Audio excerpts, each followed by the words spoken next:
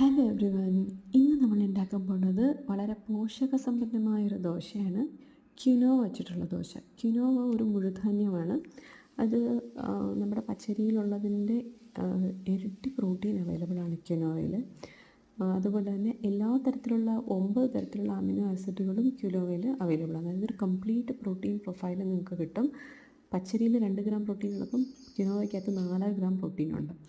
അത് ചെയ്യേണ്ടത് തുല്യ അളവിൽ ഉഴുന്നും, 1 കപ്പ് ഉഴുന്നിന് 1 കപ്പ് ക്വിനോവ ഒരു 4-5 മണിക്കൂർ വെള്ളത്തിൽ കുതിർത്ത് വെച്ച് ആ വെള്ളം വാർന്നു കഴിഞ്ഞതിന് ശേഷം മിക്സിയിൽ നന്നായിട്ട് അരച്ചെടുക്കുക. പിന്നെ ഫെർമെൻറ്റ് ചെയ്തതിന് ശേഷം ഒരു 6-7 മണിക്കൂർ ഫെർമെൻറ്റ് ചെയ്യാൻ വെച്ചതിന് ശേഷം അത് ചുട്ടെടുക്കുക.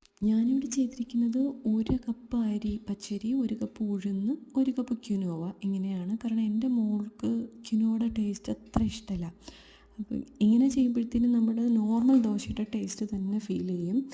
പക്ഷേ ശ്രദ്ധിക്കാനുള്ളൊരു കാര്യം, ദോശ ചുട്ടാൽ അപ്പം കഴിക്കണം, വെച്ചിരുന്നാൽ അത് തടി പോലെ ഉണ്ടായിപ്പോവും.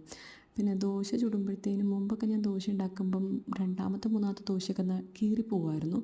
അപ്പോൾ അതിന് ഒഴിവാക്കാൻ വേണ്ടിയിട്ട് നമുക്ക് നടുക്ക് കുറച്ച് വെള്ളം തളിച്ചതിന് ശേഷം ഇതുപോലെ സ്മിയർ ചെയ്ത് കൊടുത്താൽ കല്ലിൻ്റെ ചൂട് അഡ്ജസ്റ്റ് ആവുന്നത് കൊണ്ട് കീറിപ്പോകാണ്ട് വീണ്ടും നമുക്ക് നല്ല ഭംഗിയായിട്ട് ദോശ ചുട്ടെടുക്കാൻ പറ്റും. അപ്പോൾ എല്ലാവരും ഉറപ്പായിട്ടും ട്രൈ ചെയ്ത് നോക്കേണ്ട ഒരു റെസിപ്പിയാണ്. നോക്കിയതിന് ശേഷം കമൻ്റ് ഇടുക. ഞങ്ങളിപ്പോൾ താമസിക്കുന്നത് കർണാടകത്തിലുള്ള ഹസൻ എന്ന് പറയുന്ന സ്ഥലത്താണ്. ഇവിടെ മാമ്പഴം നന്നായിട്ട് അവൈലബിൾ ആണിപ്പോൾ. അപ്പം എൻ്റെ മോൾക്ക് ഈ ദോശ മാമ്പഴത്തിൻ്റെ കൂടെ കഴിക്കാനാണ് ഇഷ്ടം. ഇത് തൊത്തപ്പൂരി മാംഗോ ആണ്. ക്വിനോവ ദോശ ശരിക്കും കുട്ടികൾക്കൊക്കെ കൊടുക്കാനായിട്ടുള്ള ഒരു ഉത്തമമായിട്ടുള്ള ഒരു ബ്രേക്ക്ഫാസ്റ്റാണ്.